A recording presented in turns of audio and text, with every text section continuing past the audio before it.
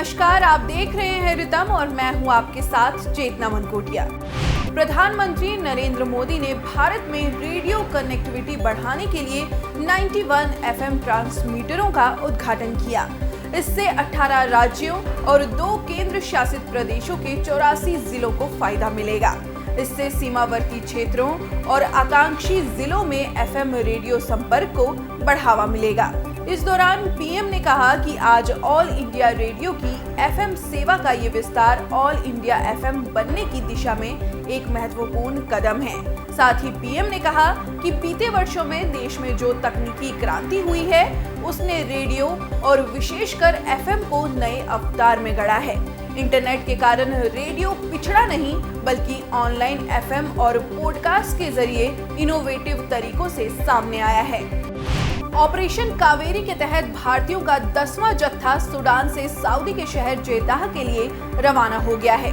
इस जत्थे में 135 यात्री शामिल हैं। भारतीय विदेश मंत्रालय के प्रवक्ता अरिंदम बागची ने कहा कि भारतीय वायुसेना के C-130J विमान ने पोर्ट सूडान से जेद्दाह के लिए उड़ान भरी है, जिसमें भारतीयों के 10वें जत्थे के 135 लोग सवार हैं। केंद्र सरकार के अनुसार भारत ने लगभग 2000 लोगों को संघर्ष क्षेत्र से बाहर निकाल लिया है। आज होने वाली एससीओ की बैठक से पहले रक्षा मंत्री राजनाथ सिंह और चीन के रक्षा मंत्री जनरल ली शांगफू की बीते दिन द्विपक्षीय बैठक हुई।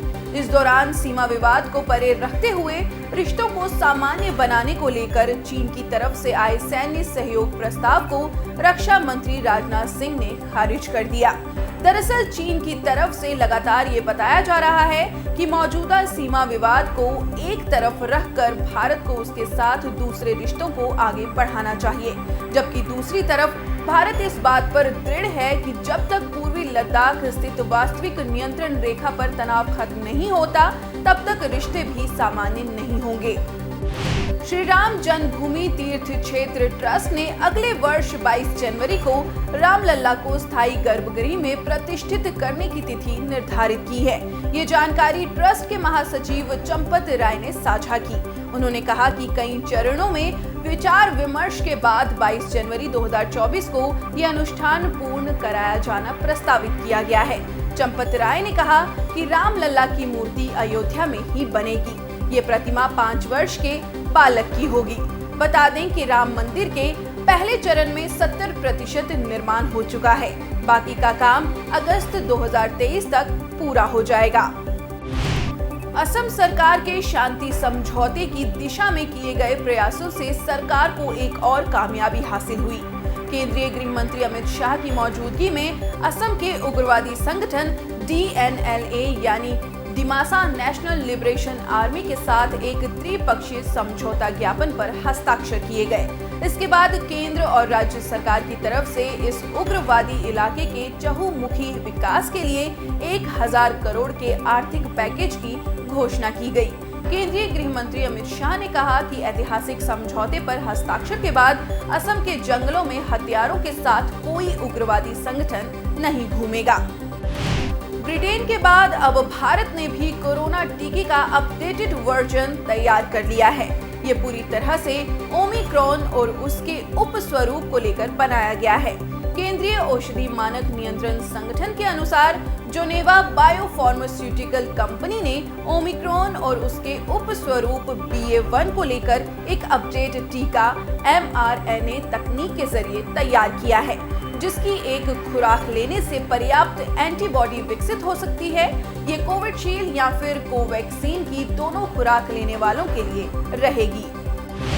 महाराष्ट्र में 68वें फिल्म फेयर अवार्ड्स 2023 का आयोजन मुंबई के जियो वर्ल्ड कन्वेंशनल सेंटर में किया गया। इस फिल्म फेयर अवार्ड्स समारोह में वर्ष 2022 में रिलीज हुई फिल्मों और उन फिल्मों से जुड़े कलाकारों को उनके बेहतर प्रदर्शन के लिए फिल्म फेयर अवार्ड दिया गया। फिल्म फेयर अवार्ड की लिस्ट के अनुसार बेस्ट फिल्म गंगूबाई काठियावाड़ी को तो बेस्ट क्रिटिक्स फिल्म का अवार्ड बधाई 2 को मिला है। वहीं बधाई 2 फिल्म में लीड रोल निभाने वाले राजकुमार राव को बेस्ट एक्टर का अवार्ड मिला है, जबकि गंगूबाई काठियावाड़ी में अपनी एक्टिंग की छाप छोड़ने वाली आलिया भट्ट को बेस्ट एक्ट्रेस का अवार्ड दिया गया है। जनता दल यूनाइटेड यानी जेडीयू के पूर्व राष्ट्रीय प्रवक्ता डॉक्टर अजय आलोक आज भाजपा में शामिल हो गए। वे जेडीयू में लंबे समय तक प्रवक्ता रहे हैं। आज दिल्ली के बीजेपी मुख्यालय में केंद्रीय मंत्री अश्विनी वैष्णव ने उन्हें बीजेपी की सदस्यता दिलाई। उन्होंने कहा कि आज का दिन मेरे लिए खास है। भाजपा में आकर मुझे ऐसा लग रहा है कि मैं अपने परिवार में ही आया हूँ। साथ ही कहा कि इस परिवार के मुखिया मोदी जी हैं। मोदी जी की सोच को आगे बढ़ाने की कोशिश करूंगा। कांग्रेस अध्यक्ष मल्लिकार्जुन खड़गे की पीएम नरेंद्र मोदी पर आपत्तिजनक टिप्पणी से उपजे विवाद के बाद बीजेपी ने गांधी परिवार पर निशाना साधा। बीजेपी के प्रभारी और केंद्रीय मंत्री धर्मेंद्र प्रधान ने कहा कि बीजेपी को खड़गे जैसे वरिष्ठ और अनुभवी नेता से ऐसी असंसदीय और अवांछनीय टिप्पणियों की उम्मीद नहीं थी। प्रधान ने कहा कि पीएम ने हमेशा मल्लिकार्जुन खड़गे को व्यक्तिगत और सार्वजनिक रूप से काफी सम्मान दिया है। साथ ही कहा कि वे जरूर किसी मजबूरी में होंगे। उन्होंने अपने राजनीतिक आकाओं को खुश करने के लिए ऐसा बयान दिया होगा। देश में कोरोना मामलों में उतार चढ़ाव लगातार जारी है। स्वास्थ्य मंत्रालय ने बताया कि बीते 24 घंटे में कोरोना के मामलों में कुछ कमी देखने को मिली है। मंत्रालय के अनुसार भारत में बीते 24 घंटे में कोरोना वायरस के 7,533 नए मामले दर्ज किए गए हैं, तो वहीं बीते 24 घंटे में 44 मरीजों ने संक्रमण से दम तोड़ा है। बता दें कि एक दिन पहले कोरोना के कुल 9,355 मामले दर्ज किए गए हैं।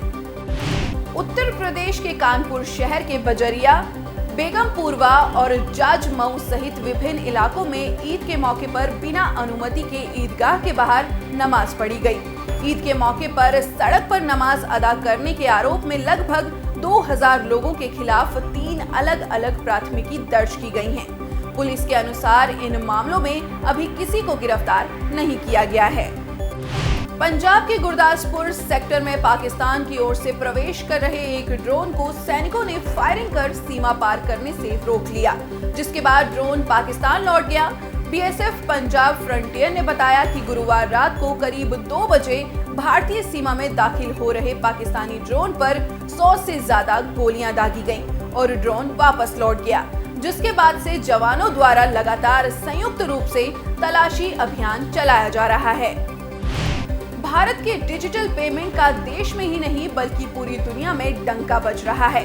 डिजिटल पेमेंट के मामले में भारत दुनिया में सबसे बेहतर और सबसे आगे है।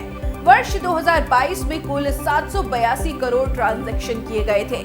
इस दौरान भारत ने दुनिया के कई बड़े देशों को पछाड़ दिया है, जिसमें अमेरिका, यूके और जर्मनी जैसे देश भी शामिल हैं। बता दें कि इसकी शुरुआत 2016 में हुई थी। वर्ष 2015 के अप्रैल माह में लॉन्च प्रधानमंत्री मुद्रा योजना के तहत पिछले वित्त वर्ष 2022-23 तक 22.86 लाख करोड़ रुपए के लोन वितरित किए जा चुके हैं। एसबीआई की रिपोर्ट के अनुसार मुद्रा लोन के तहत पिछले वित्त वर्ष 2022-23 में 4.5 लाख करोड़ रुपए का वितरण किया गया। मुद्रा लोन योजना के तहत कोरोना महामारी काल को छोड़कर वित्त वर्ष में लोन वितरण की राशि बढ़ती जा रही है।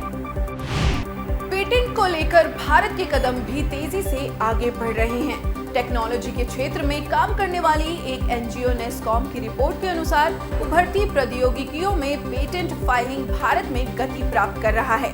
रिपोर्ट के अनुसार वित्तीय वर्ष 2022 में भारत के पेटेंट फाइलिंग में जबरदस्त उछाल आया है। इस साल भारत के पेटेंट फाइलिंग में 13.6% सालाना वृद्धि हुई है।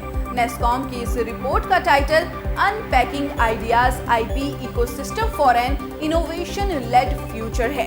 रिपोर्ट में कहा गया है कि वित्त वर्ष 2021 में 41.6% की तुलना में 2022 में घरेलू पेटेंट फाइलिंग की हिस्सेदारी बढ़कर 44.4% हो गई है। आईपीएल सीजन 16 का 38वां मैच आज लखनऊ सुपर जायंट्स और पंजाब किंग्स के बीच पंजाब के मोहाली में स्थित आईएस बिंद्रा स्टेडियम में खेला जाएगा। इस सीजन दोनों ही टीमों की ये दूसरी भिड़ंत होगी, जो दर्शकों के लिए बेहद ही रोमांचक होने वाली है। इससे पहले खेले गए मुकाबले में पंजाब की टीम ने 2 विकेट की करीबी जीत हासिल की थी, वहीं दूसरी तरफ लखनऊ सुपर जायंट्स ने पिछले मुकाबले में गुजरात के खिलाफ 7 रनों की करीबी हार का सामना करना पड़ा था, जिसके कारण लखनऊ इस मैच से दौड़ में अपनी वापसी करना चाहेगी और पंजाब दौड़ में बने रहने के लिए संघर्ष करती नजर आ सकती है।